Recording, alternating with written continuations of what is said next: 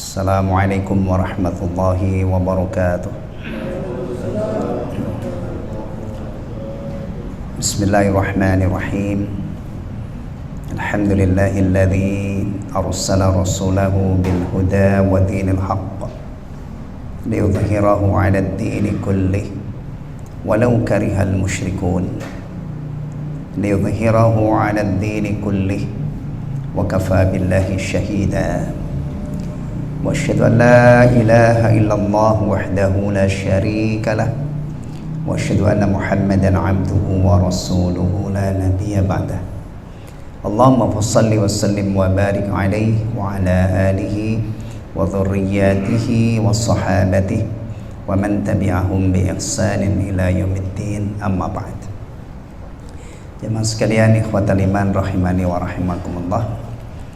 Alhamdulillah, malam ini kita bisa melanjutkan telaah kitab Al-Adabul Mufrad. Kadang-kadang kita tidak bisa melanjutkan kajian karena ada sebab. Di antaranya kadang-kadang hujan deras. Alhamdulillah malam ini tidak hujan dan kita semua sehat walafiat, sehingga saya bisa hadir, jemaah sekalian bisa sama-sama ikut mengkaji kitab ini. Kalau kita hitung mundur ya, hidup kita dari subuh tadi ya, saya yakin kita sudah menegakkan sholat subuh, terus zuhur, asar, sampai ini tadi maghrib. Semoga kita senantiasa sepanjang hayat kita istiqamah menjaga sholat 5 waktu. Karena sholat 5 waktu itu apabila dijaga, itu akan menghadirkan sekian banyak kebaikan. Dan itu semuanya adalah nilainya atau fadilahnya dahsyat banget. Orang yang menjaga sholat 5 waktu atau menjaga sholatnya, terutama 5 waktu, itu pasti juga dia kalau dalam keadaan hadas, dia berwudu terlebih dahulu kalau hadasnya kecil. Wudu itu fadilahnya juga luar biasa. Baru kita bicara wudu saja, itu sudah amalan tabungan akhirat yang luar biasa. Kalau hadasnya besar apa? Untuk menghilangkan hadas besar apa? Mandi ya, seger banget itu ya, mandi ya. Terus kalau sholat itu sudah dijaga, biasanya orang-orang yang sudah menjaga sholat 5 waktu juga menjaga sholat qabliyah ba'diyah. Nambah lagi, merembet ya, beranak pinak. Biasanya juga kalau sudah rajin sholat, apalagi sholatnya sudah tenang ya, itu juga tidak pernah meninggalkan zikir ba'da sholat. Berawal dari sholat 5 waktu, ditambahi lagi qabliyah ba'diyah, ini yang dekat-dekat ya. Semoga juga kalau sudah ini nanti juga sanggup tahajud, qiyamul lail gitu kan. Kemudian ada juga apa tadi, zikir ba'da sholat. Kita itu kalau ngitung-ngitung duit biasanya telaten banget ya. Ya, kalau sehari saya nabung 5.000 atau ditinggal ini dilipat gandakan 10.000, 20.000, 25.000, sebulan berapa? Nah, kalau saya rutin nabung, nah 10 tahun saja berapa? Kayaknya kalau sehari 10.000, apalagi 20.000, 10 tahun sudah beli motor baru ya, cash itu. Masya Allah ya. Cobalah kita sering nabung. Kalau bicara nabung itu jangan hanya duit, nabung kebaikan, nabung zikir ba'da sholah sehari 500. Komposisinya ada tasbih, tahmid, takbir, itu pun setelah sholat diawali dengan istighfar 3 kali ya kan, sehari 500. Kalau istiqomah 10 tahun, Masya Allah, berapa ya itu jumlah zikir ba'da sholah. Tapi ingat, kalau amal kita sudah banyak, jangan sombong, jangan ujub. Kita mengharap kepada Allah, mudah-mudahan diterima, mudah-mudahan nanti pada suatu saat kita mendapatkan balasannya, panen ganjarannya. Begitu jemaah sekalian, betapa indahnya hidupnya seorang mukmin ya, berpotensi diisi dengan berbagai macam kebaikan. Itu tadi baru sholat dan teman-temannya gitu ya. Baik, Allahumma a'inna ala dzikrika wa syukrika wa husni ibadatik. Di catatan saya ini terakhir bulan Oktober itu sampai hadis nomor 155. Hah? 56 sekarang? Benar ya?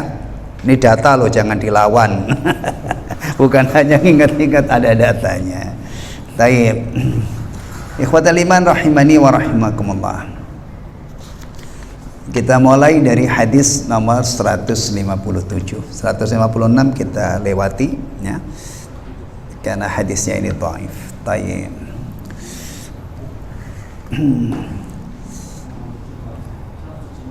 An Abi Wa'il, dari Abi Wa'il, atau kalau kita runut ke belakang ya, dari haddatsana Israil anil A'mash an Abi Wa'il an Abdillah anin Nabi sallallahu alaihi wasallam.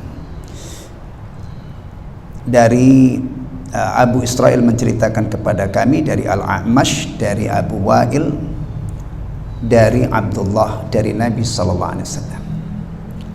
Abdullah ini saya tidak tahu ini Abdullah siapa, karena sahabat Nabi itu yang namanya Abdullah banyak. Abdullah ibnu Umar radhiyallahu anhu, ya, Abdullah ibnu Abbas, ya, Abdullah ibnu Mas'ud, dan mungkin ada Abdullah yang lain. Tayyib. Antum perhatikan ini, kita mendapatkan ilmu dari hadis nomor 157. Qala ajibud da'i. Nabi sallallahu alaihi wasallam bersabda, ajibu ad-da'i. Penuhilah orang yang mengundang. Jadi penuhilah orang yang mengundang.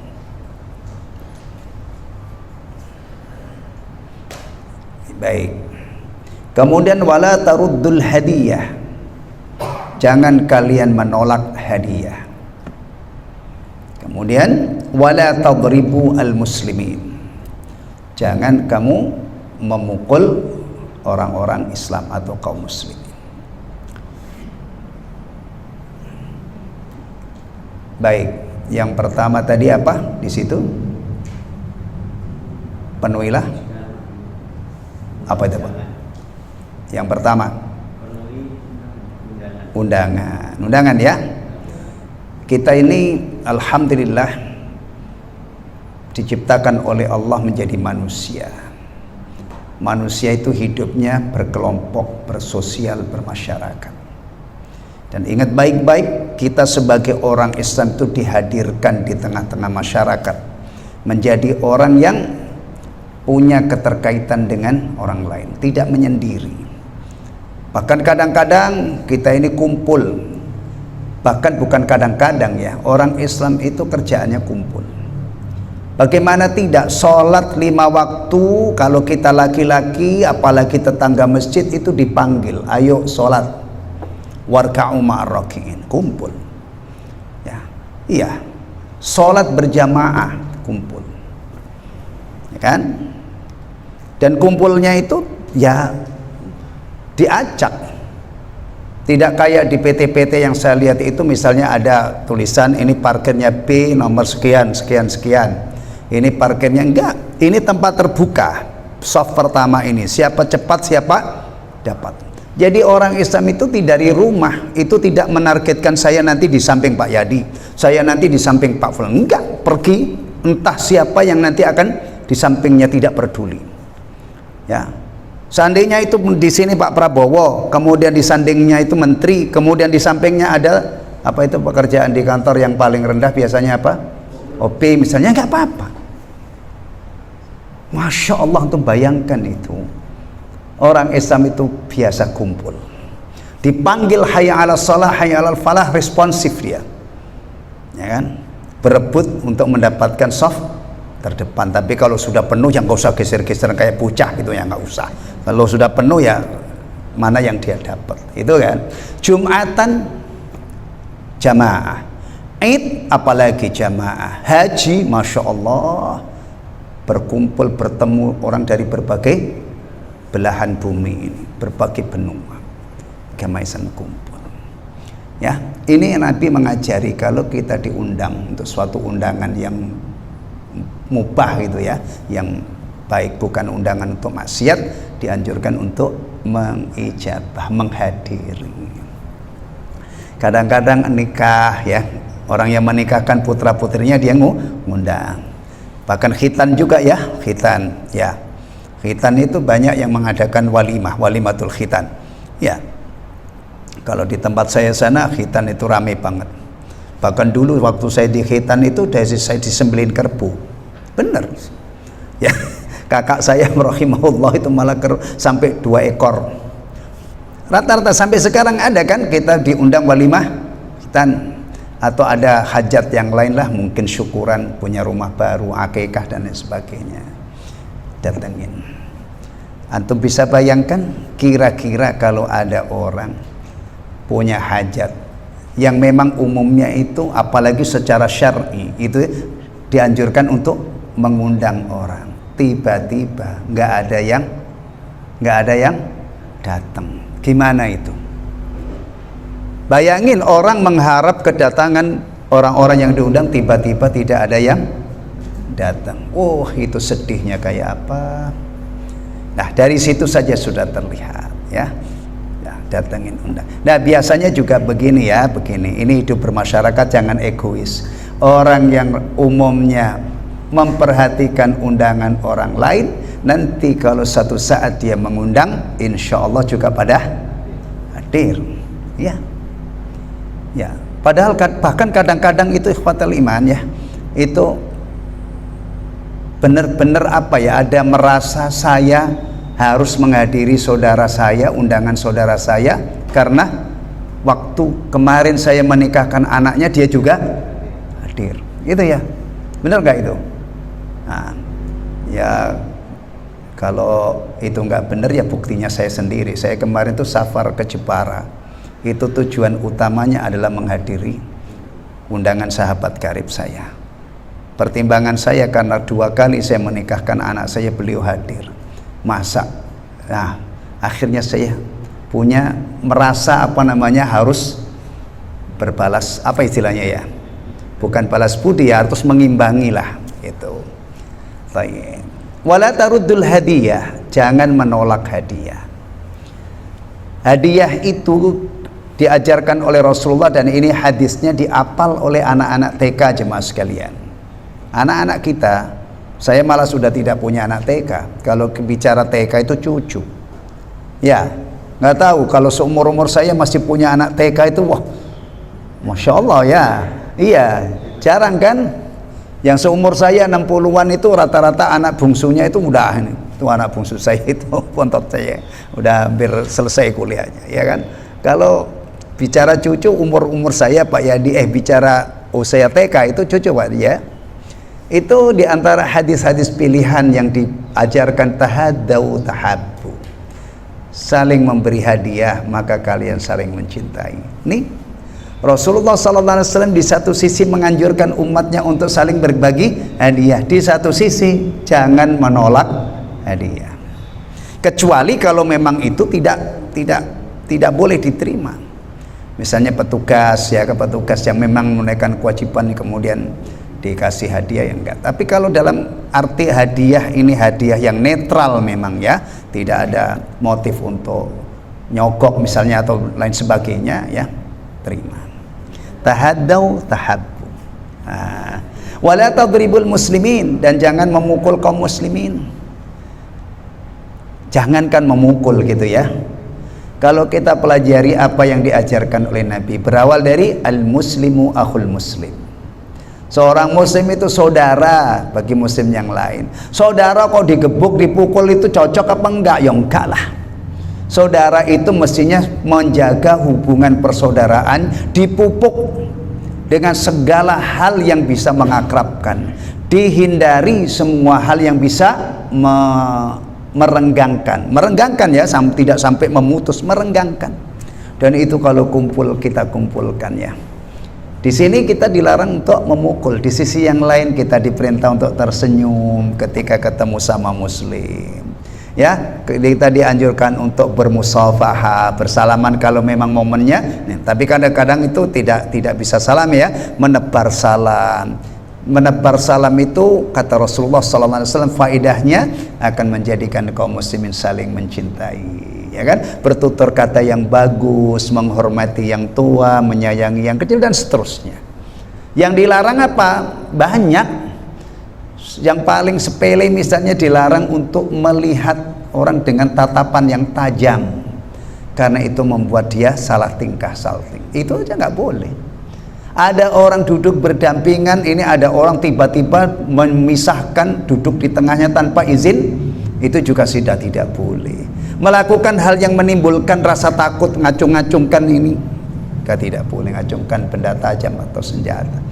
Masya Allah ya, Masya Allah. Ini kalau kita jaga apa yang diajarkan oleh Rasulullah, salah satunya ini, wala tadribul muslimin. Kemudian kita aktif mengamalkan amalan-amalan yang dianjurkan ya, meskipun kadang-kadang wujudnya itu hanya senyum ya kan, hanya bertutur kata yang bagus, hanya mengucap salam. Insya Allah kita ini menjadi orang yang merekatkan ukhuwah, ya kan. Tapi kalau orang itu sombong, ketemu orang nggak mau menebar salam ya paling tidak dia ini tidak punya jasa untuk memupuk persaudaraan sesama muslim. Baik. Kesimpulannya apa ini? Fiqhul hadis. Fihi al-habbu 'ala al-muwasalati wat-tahabubi wat-ta'aluf. Dalam hadis ini ada al-hadd, itu motivasi, anjuran. 'Ala al-muwasalah, untuk menjaga hubungan, jangan putus-putus, jangan terputus. Wat-tahabub, dan saling mencintai. Wat-ta'aluf, saling menyayangi. Wa ijabatud da'wati wa qabulil hadiyah, memenuhi undangan dan menerima hadiah. Nah, ini kalau dibalik ya, yang belakang ini disebutkan lebih dulu. Menghadiri undangan, memberi hadiah, itu salah satu manfaatnya adalah tadi menjaga hubungan, melestarikan hubungan, menyebabkan saling mencintai, saling menyayangi antar sesama muslim. Ini kalau dikembangkan ya jemaah sekalian, boleh nggak orang Islam itu menerima hadiah dari orang lain? Atau sebaliknya, boleh nggak kita memberi hadiah kepada orang di luar Islam? Boleh. Apalagi kalau hadiah itu kita berikan dalam rangka untuk mempromosikan atau mengajak secara hal ke dalam Islam. Kita boleh menerima hadiah-hadiah yang netral ya. Tapi kalau orang Islam dikasih hadiah salib itu gimana kira-kira? Oh enggak lah. Dan orang yang memberi hadiah juga biasanya apa? Ngira-ngira ya, kalau hubungannya baik, itu mah biasanya ngajak ini gitu. Ya, baik. Kalau misalnya ada orang, oh enggak boleh, saya akan katakan ada orang yang paling bertakwa, orang yang paling takut kepada Allah, hamba Allah yang paling sempurna ubudiyahnya, beliau berkenan menerima hadiah dari orang kafir. Rasulullah Muhammad SAW ya dapat hadiah apa? Hamba sahaya ya, hamba sahaya juga dapat hadiah apa, ingat saya itu keledai atau ya, itu dapat hadiah. Baik, berikutnya An Mughirah an Ummi Musa an Ali radhiyallahu anhu qala, dari Mughirah, dari Ummu Musa, dari Ali, semoga Allah meridhoinya, beliau berkata, kana akhiru kalamin Nabi sallallahu alaihi wasallam as-salata ittaqullaha fima malakat aymanukum.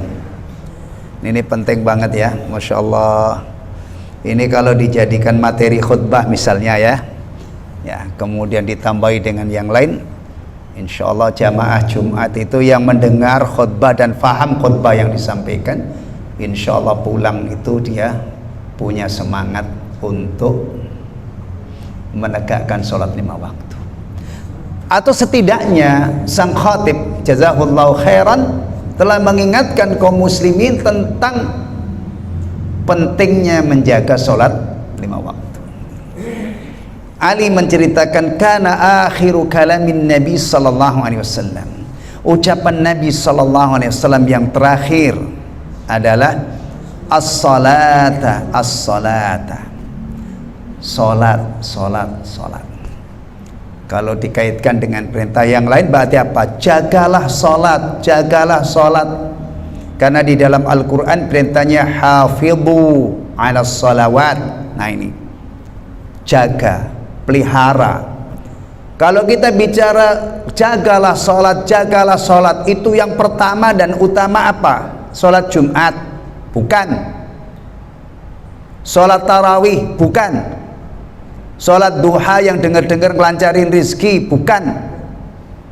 Kalau ada perintah salat, jagalah salat, itu yang pertama dan utama adalah salat 5 waktu. Salat wajib, as-salawatul mafruḍah, gitu bahasanya. Nah, jangan salah. Jangan ada orang Sabtu nggak mikirin sholat, Ahad nggak mikirin sholat, Jumat waktu duhur, masya Allah pakai sarung PHS. Bagus kan PHS ya? Ya selera sih. Ya, pakai baju bagus, pakai wangian yang harum, datang awal. Tapi itu hanya di Jumat. Ya, kemarin kalau dihitung mundur, Kamis, Rabu, Selasa, dia nggak sholat. Ya Allah, siapa yang ngajarin begini? Ini nggak mungkin bisa didiamkan, nggak mungkin bisa dibiarkan. Taib, as-salah, as-salah, as-salah. Ya, ini di akhir hayat Rasulullah. Kalau kita merujuk kepada penjelasan yang lain, diantaranya di Fiqhus Sunnah, ini dikutip oleh Syed Sabiq, penulis Fiqhus Sunnah rahimahullah, itu fi akhiri anfasihi, di akhir-akhir nafas beliau. Jadi sudah tersengal-sengal, sudah tidak punya waktu banyak. Ya, nih wasiat beliau. Tayyib, wa ma malakat ay ittaqullaha fi ma malakat aymanukum, dan bertakwalah kepada Allah berkenaan dengan hamba-hamba sahaya yang kalian miliki. Coba renungkan jemaah sekalian, sholat yang diwasiatkan oleh Rasulullah kepada umatnya, ini bukan keluarganya ya, umatnya. Betapa sayangnya Rasulullah kepada umatnya, salah satu buktinya ini. Biasanya orang itu kalau sudah ada tanda-tanda meninggal itu wasiatnya kepada siapa? Keluarganya, itu sebelumnya. Tapi yang terakhir itu wasiat kepada umatnya. Dan ini bisa dikatakan kalau dijaga wasiat ini penyebab keselamatan dunia terutama akhirat kelak. Ya, salat ini mewakili hablun minallah, ya kan? Ya, salat. Jadi kalau orang yang menjaga salat berarti melestarikan hubungannya dia dengan Allah. Dan tadi beranak pinak, ada zikir dan seterusnya. Orang kalau hamba sahaya ini orang yang stratanya, status sosialnya paling rendah di kehidupan kita tidak ada. Itu saja Rasulullah memerintahkan kepada umatnya berwasiat, bertakwalah kamu kepada Allah berkenaan dengan hamba sahayamu. Nanti kalau kita sudah selesai hadis-hadis tentang anak yatim ya, tentang yang lain, itu nanti kita ketemu bagaimana Nabi itu bersabda berkenaan dengan hamba sahaya yang pada waktu itu diamalkan oleh sahabat-sahabat beliau ridwanullahi alaihim ajmain yang memiliki hamba sahaya. Dah, ini ikhwatal iman ya. Kalau kita kembangkan, mengajak kaum muslimin ya untuk menghayati tentang kedudukan sholat 5 waktu ya. Biasanya begini, orang-orang yang meremehkan satu perintah ya, itu berawal dari dia tidak menyadari kedudukan suatu yang dia remehkan itu. Betul ya? Betul? Iya. Seorang suami yang menghayati tentang menyadari, menghayati, meyakini tentang kewajiban memberi nafkah, dia rela banting tulang ya, ngerentek-ngerentek badannya untuk mencari karunia Allah guna menafkahi keluarganya. Itu berangkat dari ini. Tapi kadang-kadang ada suami itu nggak punya semangat sama sekali, ongkang-ongkang kaki, malah istrinya yang babak belur nyari nafkah. Oh, masalahnya. Demikian juga masalah sholat. Sholat 5 waktu itu tidak cukup hanya dikaji fikih, teknis pelaksanaannya. Karena fakta menunjukkan banyak orang yang mahir sholat. Secara teknis mulai dari takbiratul ihram sampai dzikirnya itu sempurna. Tapi dia tidak menegakkannya. Ada yang perlu ditambahkan kepada orang yang sudah mahir sholat tapi malas. Apa? Diajak untuk merenungkan kedudukan sholat di dalam Islam itu sebesar apa, setinggi apa, sehingga nanti dia punya kalkulasi kalau orang ini tidak sholat itu dosanya sebesar apa, kesalahannya sebesar apa. Mudah-mudahan dengan ilmu ini akhirnya mendapatkan taufik dari Allah, benar-benar dia perjuangkan untuk iqamatus shalah. Ya, ini banyak. Ya, kalau khatib atau apalagi ustadz, apalagi kiai besar, alim, ilmunya banyak, ya, kok sampai tidak punya bahan untuk mengingatkan orang-orang supaya menjaga sholat ini. Kebangetan banget. Saya ambilkan contoh lain. Ini ada anak durhaka kepada ibunya, ngamuk, ibunya dihajar. Kira-kira kalau ada orang seperti ini, melihat anak seperti ini kepada ibunya, bisa nggak dia nasihati? Orang biasa, orang-orang awam tetangganya yang bukan ustadz, bukan kiai, kira-kira bisa nggak? Apa nunggu, wah saya panggil Pak Kiai dulu, suruh, kebangetan banget. Orang nasihati anak durhaka kepada orang tua masa harus ustadz? Seawam-awamnya orang Islam mestinya bisa punya bahan. Nah, itu ibumu loh. Hah? Iya kan? Dulu ngandung, yang ngandung kamu, yang melahirkan kamu, yang membesarkan kamu. Masa kamu berbuat seperti itu? Itu saja sudah jelas. Karena durhaka kepada ibu itu tidak bisa diterima oleh akal sehat. Bahkan saya yakin semua orang ini, ada orang Buddha, ada orang Hindu, ada orang ateis, lihat anak nyakitin ibunya, pasti dia punya bahan untuk mengingatkan anak itu supaya tidak menyakiti, apalagi mengingatkan hamba-hamba Allah supaya menjaga sholat. Mestinya setiap muslim itu punya kesadaran, saya muslim, saya wajib sholat. Cuman kan manusia itu ya tingkat ininya beda-beda ya. Nah, maka penting kita saling menasehati. Kalau ini tadi kita mendapatkan ilmu, ini wasiat terakhir Rasulullah SAW, sholat dan berbuat baiklah, bertakwalah kepada Allah berkenaan dengan hamba sahayamu. Hablum minallah, hablum minan nas, terwakili dalam ini. Ya, kita tambahi untuk melihat keistimewaan sholat, kedudukan sholat. Cara Allah mewajibkan, gimana? Cara Allah mewajibkan itu tidak lumrah, luar biasa. Nabi yang tadinya itu di bumi diperjalankan oleh Allah, diperjalankan ya, bukan Nabi berjalan. Kalau Nabi berjalan mengerahkan kemampuannya paling cepat naik kuda, naik onta ya, iya kan? Kalau sekarang mah orang bisa naik pesawat ulang-alik misalnya ya.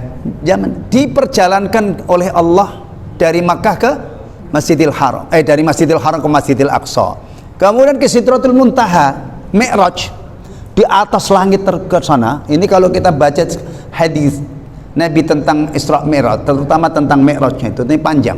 Kita singkat aja ya, berawal dari Makkah, Masjidil Aqsa, kemudian naik sampai ke Sidratul Muntaha. Entah berapa juta kilometer, nggak usah kita bahas itu.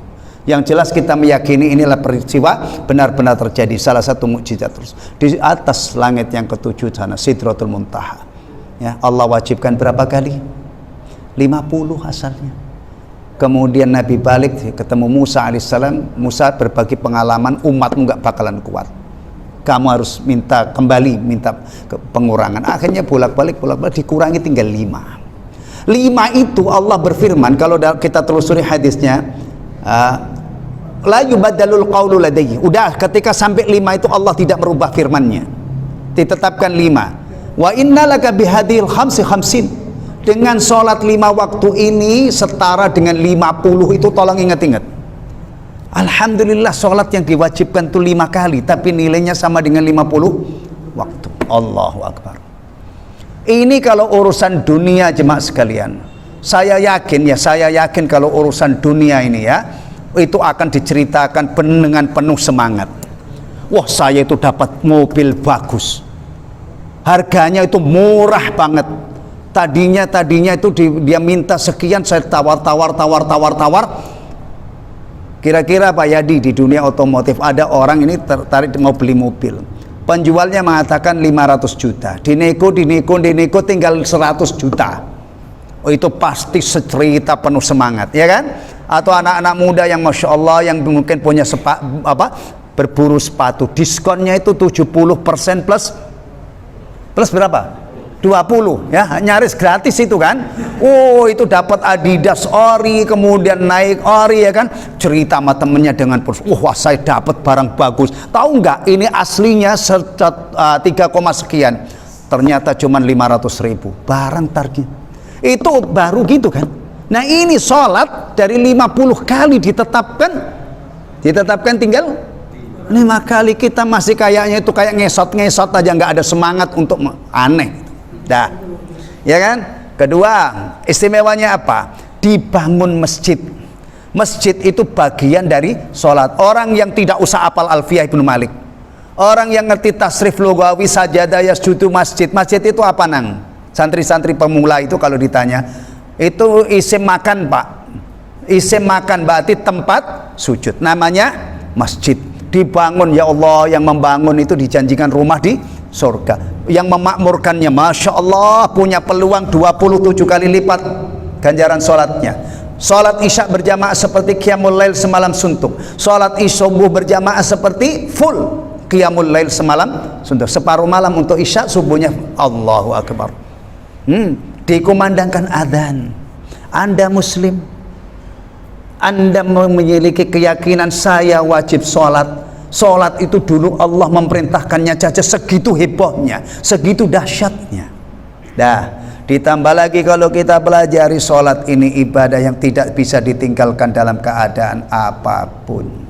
Wahai saudara-saudaraku yang sehat walafiat, yang tadi itu sudah ngopi, matanya berbinar-binar, sudah ngemil, cemilannya juga keren-keren sekarang itu ya, kadang-kadang donat, kadang-kadang macem-macem ya, kue pancong pun bukan kue pancong zaman dulu yang ada toppingnya macem-macem. Anda sehat walafiat, Anda adzan, dengar adzan dan tidak sholat, wahai saudaraku, jangankan Anda sehat, kalau seandainya Anda patah-patah tulang Anda dan itu tidak terjadi, alhamdulillah, Anda masih akal sehat, Anda masih diwajibkan sholat loh. Kok berat banget sih Pak Buddha? Sabar saudaraku, tenang dulu. Ketika Anda tidak sanggup berdiri, Anda tidak dipaksa untuk berdiri. Anda diwajibkan sholat sesuai dengan keadaan Anda. Wahai saudaraku yang kadang-kadang Anda memenuhi undangan saudara tadi ya, sampai meninggalkan sholat, tolong ingat baik-baik, mestinya kamu bisa berbagi waktu. Undangan saudara dipenuhi dan undangan Allah bisa dipenuhi. Masya Allah. Apalagi tidak akan ditinggal. Maka fikih Islam tentang sholat itu, fikih tentang sholat, kalau kita pelajari apa? Yang tidak sanggup berdiri sholatnya sesanggupnya, gitu kan? Yang safar dapat kemudahan 2. Pertama, sholat rubaiyah yang 4 diringkas menjadi 2 rakaat. Waktunya pun Anda dipersilahkan untuk menggabungkan duhur dengan asar, maghrib dengan isya. Anda mau takdim, monggo, fadhal. Anda mau takhir, monggo. Kurang apa? Masih menyangka sholat ini memberatkan dan menyulitkan? Nanti dulu. Makanya agama ini kita pelajari supaya bisik-bisik setan itu bisa kita lawan dengan ilmu. Baik. Bahkan ada sholat dalam keadaan khauf. Itu kalau rata-rata hari ini kita jarang ya belajar sholat khauf ya. Itu nanti ada pembahasannya, kalau musuh itu di arah kiblat bagaimana ya, kalau perang berkecamuk itu sholatnya gimana. Perang berkecamuk itu sholat tidak libur, sholat tidak ditinggalkan. Allah. Sementara tadi gambarannya sehat walafiat, bergelimang ini, rumahnya bagus kayak istana, dekat masjid, Masya Allah ya, nggak bergerak. Bahkan kalau seandainya dia sakit, kalau seandainya aman ini dicabut oleh Allah, diganti dengan suasana perang, waliyadzubillah, kita tidak menginginkan itu. Seandainya ini kita membayangkan, tetap kecuali wanita yang haid dan nifas, maka libur total. Itu ya. Kemudian ada satu lagi, Rabbi juga sudah menghabarkan amal pertama kali yang dihisab pada hari kiamat adalah sholat. Nah, begini ini kalau dikaitkan dengan kondisi jamaah, jenengan-jenengan yang sudah umur 60 ya, jangan sekali-kali masih meremehkan sholat. Sampai kapan? Sudah 60 loh ya. Kalau masih muda-muda itu kadang-kadang kakeknya, emaknya sabar ya. Ya Allah, mudah-mudahan nanti anak saya di tuanya istiqomah. Nah, kita yang sudah 60 mau ngapain lagi? Mudah-mudahan nanti 90 tahun optimis. Ya mungkin sih, tapi jarang loh orang dipanjangkan sampai 90. Itu bagi kita yang tua-tua ini ya, memandang sholat itu biasanya di dunia nasihat ini ya ada ajjilu bis sholati qablal fauti wa ajjilu bit taubati qablal mauti. Bagus, ini benar ini, tapi jangan dinisbatkan ini hadis ya. Nanti kalau dinisbatkan hadis itu kita harus bertanggung jawab kalau ini benar-benar sabda Rasul. Tapi secara isi, segera tunaikan sholat, ajjilu bis sholat qablal faut, sebelum waktunya lewat, karena waktunya tentang segera bertobat sebelum mati. Kenapa? Nanti aja setelah mati saya tobat. Kamu ngaji dari mana? Hah? Tobat kok setelah mati? Jangankan setelah mati, nyawanya menjelang mati saja sudah tidak berguna, sudah telat. Allahu Akbar. Jadi bayangin ikhwatal iman, kalau seandainya para kiai asatidzah, para duat ya, nasihati orang-orang kaum muslimin saudaranya yang dia cintai karena Allah, yang dia pikirkan, yang dia kadang-kadang mohonkan ampun kepada Allah di saat dia mohon ampun, gitu kan? Benar nggak? Kita itu kalau mohonkan ampun itu sampai ke saudara-saudara kita loh, Allahumma ighfir lana walil muslimina wal muslim ya. Itu kalau hal-hal begini disampaikan, insya Allah masjid ada orangnya, insya Allah ya. Atau kalau seandainya hari ini disampaikan belum ngefek, nggak masalah. Yang penting yang sudah punya ilmu telah mengingatkan, telah menyampaikan masalah ini. Di besok mudah-mudahan, tahun depan mudah-mudahan, jangankan orang sekarang yang berdakwah ya, Nabi saja yang berdakwah tidak serentak orang itu masuk Islam. Ada yang didakwai hari ini Nabi masih menentang, masih memusuhi Nabi, tahun-tahun berikutnya dia mendapatkan hidayah. Wallahu ta'ala alam bisawab. Ini jemaah sekalian tidak banyak ya, tapi kita dapat ini tadi, terutama hadis nomor 158 ini bagus banget ya, mengingatkan kita tentang wasiat terakhir Rasulullah SAW. Anda mencintai Nabi ya haruslah. Masa orang Islam gak mencintai Nabi? Tolong dong ingat-ingat wasiat Nabi terakhir apa? Salat dan hamba sahaya yang kalian miliki. Kalau hamba sahaya saja diwasiatkan, bagaimana kita dengan kedua orang tua kita? Bagaimana kita dengan istri kita? Kalau wasiat berbuat baik kepada istri bukan di hadis ini, di khutbatul wada' ketika Nabi khutbah di Arafah di hadapan 100.000 lebih, itu Nabi mengingatkan kepada para suami, ittaqullaha fin nisa, bertakwalah kamu berkenaan dengan istri-istrimu. Semoga kita diberi taufik oleh Allah, apa yang kita pelajari, sedikit yang kita pelajari ini bisa menjadi ilmu yang bermanfaat, bisa kita amalkan. Amin amin ya rabbal alamin. Subhanakallahumma wa bihamdika asyhadu an la ilaha illa anta astaghfiruka wa atubu ilaik. Wassalamualaikum warahmatullahi wabarakatuh.